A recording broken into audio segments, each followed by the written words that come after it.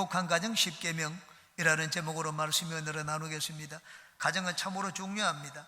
하나님께서 아담과 하와에게 하나님만 섬기라는 계명을 주시기 전에 먼저 가정을 만드셨습니다. 가정이 하나님보다 먼저는 아니지만 가정이 행복해야지 하나님을 올바로 섬길 수가 있습니다. 아담과 하나님을 잘 섬기지 못하고 마귀의 게임에 빠져 타락한 것은 가정이 제대로 되지 않았기 때문입니다. 여러분의 가정은 바르고 행복한 가정이 되어서 하나님을 잘 섬겨 복을 받는 그런 가정들이 되시기 바랍니다. 행복한 가정을 위해서 10가지 계명을 드리겠습니다. 모든 분들이 마음에 새길 뿐만 아니라 가족이 볼 수 있도록 액자로도 만들어 잘 볼 수 있는 곳에 두시고 또 행복을 얻는 가정들이 되시기 바랍니다. 첫 번째, 지혜롭게 말을 해야 됩니다. 한번 따라해 주시기 바랍니다. 말을 지혜롭게 하자. 상대방을 낙담시키거나 감정을 상하게 하는 말을 해서는 안 됩니다. 비꼬거나 빈정되는 말을 해서는 안 됩니다. 야, 네가 그렇게 할 줄 다 알았다. 네가 빈정되는 말입니다. 그 말을 듣고 좋은 것이 오고 가지 않습니다. 가족 간의 마음이 멀어지게 됩니다. 상대방의 결점이 있더라도 될 수 있는 대로 그 결점을 덜추지 않는 것이 좋습니다. 내가 상대방의 결점을 이야기하면 그 사람도 나의 결점을 이야기합니다. 그러다가 그것이 반복되면 마음의 상처를 받습니다. 가정이 병이 들고 맙니다. 그러므로 말을 지혜롭게 잘해야 됩니다. 말을 지혜롭게 잘해야지 잘못하면 본전도 찾지를 못합니다. 따뜻한 밥도 얻어먹지를 못합니다. 지혜로운 말은 다른 것이 아닙니다. 상대방을 인정하고 칭찬하라고 상대방을 세워주는 말입니다. 가정은 가족들이 용기를 얻고 힘을 얻는 곳입니다. 그러므로 가정에서는 죽이는 말을 하지 말고 살리는 말을 해야 됩니다. 칭찬을 들으면 기분이 좋아집니다. 야, 내가 진짜 그런가? 내가 그렇게 잘할 수 있는가? 하는 그런 생각을 갖게 됩니다. 칭찬은 고래도 춤을 추게 한다고 하지 않습니까? 우리 인간은 말의 지배를 받습니다. 아침에 가까운 사람으로부터 기분 좋은 말을 들으면 하루 종일 기분이 좋습니다. 무슨 좋은 일이 일어날 것만 같습니다. 그렇지만은 살아가는 사람, 가까운 사람으로부터 쓴 말을 듣게 되면 하루 종일 우울합니다. 불행한 하루를 살게 됩니다. 그러므로 여러분은 집을 나가는 가족들을 위해서 항상 좋은 말, 아주 기분 좋은 말, 상대방을 인정하고 칭찬하고 세워주는 말들을 하시기 바랍니다. 바깥에서 힘든 일을 만나 낙담하고 들어오면 더욱더 격려하는 말을 해주어야 됩니다. 아인슈타인의 어머니는 아인슈타인에게 아주 인정해주고 칭찬해주는 말을 했습니다. 아인슈타인은 정신이 좀 모자라는 잘하는 말을 선생님에게 들었습니다. 그러자 어머니는 이 아인슈타인에게 얘기를 했습니다. 예, 그 선생님이 너희 천재성을 보지 못해서 그렇다고 얘기를 했습니다. 내 안에는 천재성이 있다. 다른 사람이 없는 아주 뛰어난 재능이 있다고 얘기를 해주었습니다. 아인슈타인은 어머니의 말에 용기를 얻었습니다. 창의적인 아이디어를 내어서 20세기 가장 뛰어난 과학자가 되었습니다. 에디슨도 마찬가지입니다. 학교에서 에디슨은 선생님에게 전향하라는 말을 들었습니다. 그 말을 듣고 오면 어머니 낸시 여사는 아들에게 얘기를 했습니다. 그렇지 않다. 너는 무엇이든지 할 수 있다. 너는 창의성이 뛰어나다. 그런 말을 들려주었습니다. 에디슨은 자기를 믿어준 어머니의 기대를 저버리지 않기 위해서 반드시 훌륭한 사람이 되어야겠다고 마음에 결심했다는 그런 고백을 나중에 하게 되었습니다. 칭찬과 격려의 말을 듣고 자란 에디슨은 20세기 최고의 발명왕이 되었습니다. 그러므로 여러분은 가정에서 서로에게 칭찬과 소망과 꿈을 심어주는 그런 말들을 하시기를 바랍니다. 두 번째, 감사하는 것이 습관이 되도록 해야 합니다. 한번 따라 하시기 바랍니다. 감사하자. 3살 버릇 8까지 간다는 속담처럼 감사가 습관이 되고 인격이 되기 위해서는 어릴 때부터 감사를 훈련시키고 가르쳐야 됩니다. 감사의 출발은 바로 입술의 말입니다. 그래서 미국에서는 제일 먼저 가르치는 단어가 Thank you 라는 단어입니다. 감사를 습관들이고 생활할 수 있는 가장 좋은 곳이 가정입니다. 그러므로 부모된 분들은 자녀들에게 감사하는 법을 가르치고 감사의 말을 하는 본을 보여야 됩니다. 입술에서 부정적이고 불평하는 말을 자녀들에게 보이면 안 됩니다. 물론 자녀 없는 곳에서 불평을 하라는 말이 아닙니다. 부모에게 감사하는 것이 습관이 되어 있고 그 부모의 인격이 되어 있어야 됩니다. 감사야말로 하나님을 믿는 깊은 신앙의 태도입니다. 하나님을 믿으면 모든 것을 다 감사할 수가 있습니다. 뛰어난 청교도 신학자 이 목사님 메트엘린 목사님이 어느 날 신방 갔다가 돌아오다 강도를 만났습니다. 가진 것이 다 틀렸습니다. 실컷 두들겨 맞았습니다. 만신창이가 된 모습으로 집에 돌아왔으니 가족들이 그 모습을 보고 다 놀랐습니다. 메투엘 목사님은 그 자리에 엎드려 가지고 하나님 앞에 감사의 기도를 드렸습니다. 4가지 감사를 드렸습니다. 첫째, 여태 강도를 만난 적이 없어서 하나님 감사합니다. 둘째, 그들이 가져간 것이 내 목숨이 아니라 지갑이어서 감사합니다. 셋째, 몽땅 틀리긴 했지만 큰 돈은 아니어서 감사합니다. 넷째, 강도 짓을 한 것이 아니라 강도를 당해서 감사합니다. 이 보통 사람 같으면 내가 목사인데 내가 주님의 일을 하고 돌아왔는데 어떻게 이런 일이 생길 수가 있느냐, 원망하고 불평할 수도 있었을 것입니다. 그런데 하나님의 절대 주권적인 다스림을 믿는 메투엘 목사님은 하나님을 바라보고 모든 것을 감사했습니다. 여러분, 가족 중에 누가 불평하는 말을 하거든 지혜롭게 조언을 해줘야 됩니다. 당장 감사해야지 왜 그렇게 말하느냐, 그런 프로 말을 하면 안 됩니다. 지혜롭지 못한 말입니다. 여보, 우리 모든 것을 감사합시다. 혹시 하나님께서 감사하게 되면 이 모든 상황을 뒤집어서 좋은 일이 생기도록 해주지 않겠습니까? 하나님을 가지고 부드럽게 좋게 이야기하는 것이 지혜로운 행동입니다. 우리 마음에 감사가 넘치면 상대방에 대하여 고마움을 행동으로 표현하게 됩니다. 저는 어저께 집에서 잔디를 깎고 마당을 청소하느라고 4시간을 일을 했습니다. 아내가 바깥에서 일을 보고 돌아왔다가 집안에 청소해 놓은 것을 봤습니다. 그리고 저한테는 고맙다는 말을 아주 여러 번 했습니다. 차를 한잔 마시고 싶다고 하니까 무슨 차를 마시고 싶으냐, 아주 보통 때와는 달리 좋은 찻잔에 차를 타서 저한테 내어주는 것을 봤습니다. 여러분, 상대방에 대한 감사가 넘치게 되면 행동으로 나타나게 됩니다. 우리가 하나님을 섬기는 것도 마찬가지입니다. 하나님을 섬기는 모든 것이 감사에서 나와야 됩니다. 시편 기자가 말씀을 했습니다. 하나님께 드릴 제물은 마음의 감사라고 했습니다. 감사를 하나님 앞에 제물로 드리라고 했습니다. 하나님이 감사하니 내가 무엇으로 하나님께 보답할고 라는 그런 마음을 가져야 됩니다. 반드시 물질을 드리는 것만이 아닙니다. 하나님이 우리에게 받기 원하는 것은 감사하는 마음입니다. 여러분은 가족들이 내 곁에 있음을 감사하고 감사하는 마음으로 서로를 섬기는 가정이 되시기 바랍니다. 세 번째, 많이 웃으십시오. 따라하시기 바랍니다. 많이 웃자. 웃음만큼 건강에 좋은 것이 없습니다. 유교 속담에 격언에 일로라는 말이 있습니다. 한 번 웃으면 한 번 젊어지고 한 번 노하면 한 번 늙어진다는 말입니다. 웃는 것보다 좋은 양력이 없고 웃음만큼 가정에 행복과 기쁨을 주는 것이 없습니다. 사람은 행복하기 때문에 웃는 것이 아니라 웃음으로 행복하게 됩니다. 동물들은 웃음이라는 것이 없습니다. 인간만이 웃음이라는 뛰어난 이 재능과 기술을 가지고 있는 동물입니다. 오래 살려면 웃으시기 바랍니다. 연구 결과에 의하면 1분 웃음은 이틀을 더 산다고 합니다. 1분을 웃으면 이틀을 더 삽니다. 그렇게 10년을 웃으면 얼마를 더 살겠습니까? 결혼식 때 제가 종종 부부에게 질문하는데 대벌하는 부부를 제가 잘 보지를 못했습니다.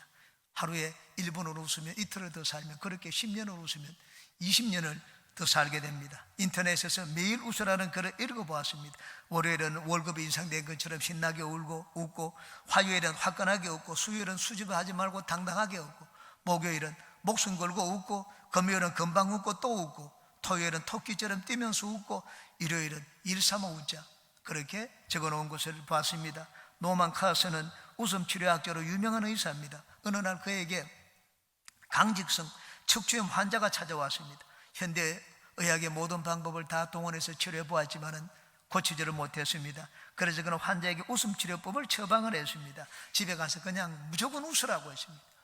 실컷 웃으라고 했습니다. 그런데 얼마 뒤에 이 환자가 몇 주 뒤에 찾아왔습니다. 기적적으로 병이 난 모습을 보였습니다. 그때부터 노만 카스는 웃음에 대해서 연구했습니다. 그랬더니 웃게 되면 온몸에 엔돌핀이 펑펑 솟아난다는 것을 알게 되었습니다. 암세포가 제일 무서워하는 것도 웃음이라는 것을 알게 되었습니다. 그때부터 그는 유명한 웃음 치료학자가 되었습니다. 스트레스를 푸는데도 웃음만큼 좋은 것이 없습니다. 여러분은 가정에서 심각한 얼굴을 하지 말고 가족을 볼 때마다 코미디언이 되시기 바랍니다. 여러분, 아무리 부자라도 웃음이 필요 없는 사람이 없고, 아무리 가난해도 미소조차 짓지를 못할 만큼 가난한 사람은 없습니다. 웃음은 집안의 행복을 가져오고 피로를 풀어주고 고통의 치료제가 됩니다. 가정에 어린아이들이 있으면 웃을 일이 많습니다. 아직 자녀를 낳지 않은 분들은 열심히 자녀를 낳으시기 바랍니다. 영국 옥스퍼드 대학교에서 이 의학 연구팀이 조사를 했습니다. 어린아이와 어른의 웃음에 대해서 연구를 했습니다. 어린아이는 하루에 400번에서 500번으로 웃는다고 했습니다. 그런데 이제 어른이 되고 청장년이 되면 하루에 15번에서 20번 웃는다고 했습니다. 그 웃는 횟수가 20분의 1도 되지를 않습니다. 인간은 기쁨과 웃음 속에서 태어나지만 인생을 살면서 여러 가지 염려, 근심, 불안으로 인하여 웃음을 잃어버리고 살아가고 있습니다. 여러분은 의도적으로 가족을 서로 웃기고 그리고 웃으며 사는 건강하고 행복한 가정을 만드시기 바랍니다. 네 번째, 배려하는 마음을 서로에게 보이시기 바랍니다. 한번 따라 하시기 바랍니다. 배려하자. 배려란 상대방을 위하는 마음입니다. 내가 가장 위해야 될 사람이 누굽니까? 우리 가족들입니다. 어떤 사람이 식당에서 겪은 일입니다. 작은 벽반집에 들어가서 식사를 하는데 어떤 이 허름한 차림의 할아버지 한 분이 식당에 들어와서 밥을 쳐냈습니다. 그러자 주인 아주머니는 그분에게 환하게 웃어 보이면서 메뉴판을 가지고 갔습니다. 그 메뉴판 겉을 봤습니다. 그 메뉴판을 보니까는 VIP 메뉴판이라고 되어 있습니다. 아니 순간적으로 나도 똑같은 손님인데 누구는 국밥을 시키는데 일반 메뉴판을 가져오고 누구에게는 VIP 메뉴판을 가지고 가느냐. 음식을 다 먹고 난 다음에 궁금해서 그 VIP 메뉴판을 열어가지고 봤습니다. 그 메뉴판에 보니까 식사 가격이 자기가 먹은 것의 3분의 1밖에 되지 않았습니다. 그러자 그 광경을 보고 있던 주인이 나와서 얘기를 했습니다. 손님, 오해하지 마세요. 아까 그 노인분은 혼자 외롭게 사는 분인데 공짜로 드리려고 하면 식사를 안 하셔서 이런 방법으로 접대하고 있어요. 아주머니는 배려하는 마음을 가지고 그 할아버지를 섬겼습니다. 그것을 보자 참 자신의 부끄러운 모습을 느꼈다고 고백해 놓은 글을 읽어봤습니다. 미국에는 노인들을 위한 식당이 있습니다. 아이하프라는 식당입니다. 그 식당에 가면 참 부럽습니다. 노인들이 오면은 그 시니어가 되면은 거기는 30% 디스카운트를 해줍니다. 똑같은 음식입니다. 양이 적지도 않습니다. 노인들은 돈을 이제 더 이상 수입이 없기 때문에 노인들을 위해서는 그렇게 아주 특별한 배려를 해주는 것을 봤습니다. 배려하기 위해서는 상대방을 나무라고 탓하기보다는 이해하려는 마음을 가져야 됩니다. 제가 미국에서 생활을 할 때 우리 아들의 마음을 이해하지 못하고 헤아리지 못하고 혼을 내었다가 참 아들 앞에 부끄러웠던 적이 있습니다. 저희 아내가 우리 가족들 남자 셋의 머리를 늘 깎고는 했습니다. 머리를 깎고 목욕탕에 들어가서 이제는 목욕을 하면 이제 뒷손질을 아내가 해줍니다. 우리 둘째 아들이 먼저 머리를 깎고는 목욕탕에 들어갔습니다. 목욕탕에 들어갔는데 뭐 이상한 소리가 났습니다. 보니까 바리깡 소리가 났습니다. 제가 깎고 들어가 봤더니 바리깡으로 자기 머리를 밀었는데 막 뒤에 막 거울도 없이 밀어놓으니까는 완전히 영구와 땡치리가 저리 가랄 정도로 이상한 모습으로 이 머리를 밀어놓았습니다. 너무 기가 막히고 의의가 없어서 제가 한두 대 때렸습니다. 그리고는 불러서 오늘 설거지는 네가 해야 된다. 설거지 청소를 하라고 벌을 주었습니다. 밥을 다 먹고 난 다음에 설거지를 하는 아들의 모습을 보니 좀 마음이 아팠습니다. 그래서 아들에게 다가가서 물어봤습니다. 수철아, 아까 내가 머리를 깎은 거 엄마가 너무 힘들어서 너 엄마를 도와주려고 그렇게 한 것이냐? 그렇게 물었더니 아이가 눈물을 걸성이면서 고개를 끄덕이는 것을 보았습니다. 아들의 그런 모습을 보자 참 미안한 마음이 들었습니다. 조금만 아들의 그 속마음을 이해하려고 했다면 아들의 행동이 오히려 기특하고 대견스러웠을 수도 있을 것이었습니다. 사람은 오해를 많이 합니다. 겉만 보고 사람을 판단하는 경우가 많습니다. 그리고는 무섭게 집착을 합니다. 그러나 실상 알고 보면 그 의도가 선하고 그리고 오히려 칭찬받을 만한 것도 많이 있습니다. 배려를 받아본 사람들은 나가서 배려하는 사람이 됩니다. 여러분은 가족들 중에 실수가 많고 모자라는 가족들에게 더 배려한 마음을 베푸시고 또 배려를 통하여 세상에 사랑을 전하는 가정을 만드시기를 바랍니다. 네 번째, 다섯 번째, 서로가 섬기시기 바랍니다. 한번 따라 하시기 바랍니다. 서로가 섬기자. 섬기는 곳에 행복이 있습니다. 가정은 섬기는 것을 배우고 실천하는 곳입니다. 부모가 된다는 것이 무엇을 의미합니까? 그건 섬기는 사람이 된다는 말입니다. 인간은 근본적으로 이기적입니다. 그런데 섬기는 것은 다른 사람을 위하여 내 것을 양보하고 나의 것을 희생하는 것을 말합니다. 요즘 젊은 청년들은 결혼하려고 하지 않습니다. 결혼을 해도 애를 낳으려고 하지 않습니다. 애를 낳으면 내가 희생해야 되기 때문입니다. 섬김을 통하여 우리는 같이 살아가는 법을 배우게 됩니다. 직장이든지 단체이든지 서로가 같이 살아가기 위해서는 섬김을 실천해야 됩니다. 우리 교회 생활에도 마찬가지입니다. 우리가 같이 살아가기 위해서는 교회에서는 섬겨야 됩니다. 봉사가 무엇입니까? 봉사는 내 시간과 내 삶을 희생하여 섬기는 것을 말합니다. 십자가의 의미도 섬김입니다. 예수님이 이 땅에 오신 이유를 말씀해 주셨습니다. 마가복음 10장 45절입니다. 인자가 온 것은 섬김을 받으려 함이 아니라 도리어 섬기려 하고 자기 목숨을 많은 사람의 대속물로 주려 함이더라고 했습니다. 십자가의 대속물, 십자가의 의미는 섬김입니다. 섬김이 있는 곳에 보상이 있습니다. 섬기지 않으면 육체는 편안합니다. 그러나 섬길 때 하나님 우리 마음속에 세상이 얻지 못하는 기쁨과 평안을 줍니다. 그리고 우리에게 육체의 생명을 다하여 주시고 상급으로 보상하여 줍니다. 성경에는 나오미와 루스 이야기가 나옵니다. 그 핵심도 사랑과 섬김입니다. 나오미는 남편이 죽고 두 아들마저 죽게 되자 가슴이 무너지는 것 같았습니다. 그 이상 이럴 것도 없고 그곳에 살 이유도 없었습니다. 그래서 이제는 모압 땅을 떠나서 자기 고향 베들레헴으로 돌아가야 되겠다고 생각을 해서 짐을 꾸렸습니다. 며느리를 데려오면 며느리를 부려먹고 자기는 좀 편할 수가 있었을 것입니다. 그런데 며느리 두 인생을 망치게 됩니다. 며느리들에게 얘기를 했습니다. 너희들은 이제 나를 따라올 필요가 없다. 나를 따라오면 너희들 앞에 있는 고생문밖에 기다리는 것이 없다.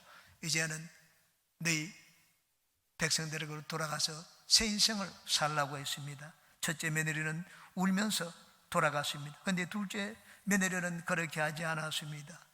내가 어머니를 떠나지 않겠다고 했습니다. 롯이 이르되 내게 어머니를 떠나며 어머니를 따르지 말고 돌아가라. 강권하지 마옵소서. 어머니께서 가시는 곳에 나도 가고 어머니께서 머무시는 곳에서 나도 머무겠나이다. 어머니의 백성이 나의 백성이 되고 어머니의 하나님이 나의 하나님이 되시리니 어머니께서 죽으시는 곳에서 나도 죽어 거기 묻힐 것이라. 만일 내가 죽는 일 외에 어머니를 떠나면 야훼께서 내게 벌을 내리시고 더 내리시기를 원하나이다 하는지라. 자기는 끝까지 이 시어머니를 모시겠다고 했습니다. 이제 나오미가 룻을 만류할 수가 없었습니다. 그래서 같이 데리고 갔습니다. 룻은 가자마자 고생길이 그 앞에 기다리고 있었습니다. 그런데 하나님이 이 시어머니를 위하여 자기의 삶을 희생하겠다고 하는 이 룻에게 보상을 주셨습니다. 보아스를 만나게 해주셨습니다. 오벳을 낳았습니다. 다윗의 정조모가 되었습니다. 마태복음에 예수님의 족보에 오르는 인물이 되었습니다. 나오미와 룻의 이야기는 섬김과 사랑의 이야기입니다. 사랑이 무엇입니까? 사랑은 희생과 섬김입니다. 가정이 행복하고 아름다운 가정이 되기 위해서는 가족들 간에 희생적인 섬김이 있어야 됩니다. 가정에서는 내 할 일만 해서는 안 됩니다. 서로가 섬기는 가정이 되어야 됩니다. 여러분은 가정에서 서로를 섬김으로 여러분의 가정을 행복한 에덴 동산으로 만드시기를 주님의 이름으로 축원합니다. 여섯 번째, 스킨십을 많이 하시기 바랍니다. 한번 따라 하시기 바랍니다. 스킨십을 많이 하자. 신체적인 접촉은 친근감을 주고 상대방과 가까워지게 만듭니다. 포옹은 상대방을 품어주고 상대방에게 나에 대한 사랑과 애정을 전달하는 아주 좋은 방법입니다. 어린아이들이 포옹을 받았을 때 자신에 대한 사랑을 느낀과 동시에 나는 의지할 곳이 있구나 하는 그런 심리적인 안정감을 느낀다고 합니다. 신체적인 접촉이 자라는 아이들의 성품 형성에 아주 영향을 크게 끼친다는 말입니다. 사랑은 접촉입니다. 부부간에도 스킨십을 자주 하는 것이 좋습니다. 서로 간에 애정 표현을 하고 친밀감을 주기 때문에 좋습니다. 바깥에 다닐 때도 부부가 서로 손을 잡고 걸어 다니는 것이 서로를 가깝게 만드는 데 좋습니다. 예수님도 제자들과 스킨십을 가졌습니다. 야, 나는 스승인데 하나님의 선지자인데 너희들과는 이 격이 다르다. 제자들과 거리를 두지 않았습니다. 마지막 만찬을 드실 때도 예수님은 제자들과 함께 서로 누워가지고 음식을 드시고 대화를 나누었습니다. 이제 나를 파는 자가 나가서 나를 팔 것이라고 했습니다. 베드로가 누군지 물었습니다. 예수님의 품에 누워있는 예수님이 사랑하는 제자 요한에게 물었습니다. 눈짓을 했습니다. 머리로 눈짓을 하자 그 사랑하는 제자 요한이 예수님의 품에 누운 채로 예수님께 그가 누구냐고 물었습니다. 마음이 심히 아팠습니다. 그런데 마지막 순간에도 예수님은 제자들과 함께 가깝게 친밀하게 지냈습니다. 예수님이 제자들에게 가까움을 표현하고 전달하는 방식 중에 하나가 스킨십이었습니다. 신체적인 접촉이었습니다. 여러분은 가족들끼리 서로 안아주고 도닥여주는 스킨십을 통하여 서로가 더 가까워지고 친밀해지시기 바랍니다. 나이가 들어가지고 이제는 같이 잠을 자는 게 불편하다, 그래서 방을 따로 서는 분들도 있을 것입니다. 그렇게 하면 잠자리는 편할지 모릅니다. 그러나 마음은 더 멀어지게 됩니다. 꼴 보기 싫어서 같이 자기 싫더라도 한 침대에서 잠을 자야 됩니다. 그래야지 꼴 보기 싫은 마음이 풀리게 됩니다. 여러분은 아주 가정에서 가족들끼리 스킨십을 더 많이 하고 자주 하는 가정이 되시기 바랍니다. 7번째입니다. 질서가 있는 가정이 되시기 바랍니다. 한번 따라 하시기 바랍니다. 질서가 있는 가정이 되자. 가족들 간에 질서가 있어야 됩니다. 부부 간에 질서가 있고 부모와 자녀 간에 질서가 있고, 여기 보니까는 이 상정과 그 밑에 있는 종들 사이에도 질서가 있으라고 말씀을 했습니다. 그러므로 가족들 간에 예의를 지켜야 됩니다. 부부가 서로 상대방에게 존댓말을 하는 것이 좋습니다. 예의가 없는 가까움은 오히려 상대방의 마음을 아프게 하고 무리한 행동을 하기가 쉽습니다. 그러므로 늘 평소에 상대방을 존경하는 그런 존칭을 쓰는 것이 좋습니다. 가깝다고 해서 야, 자 하고 함부로 말을 해서는 안 됩니다. 예의도 순복음교회 교역자로 들어가게 되면 예절 교육을 받습니다.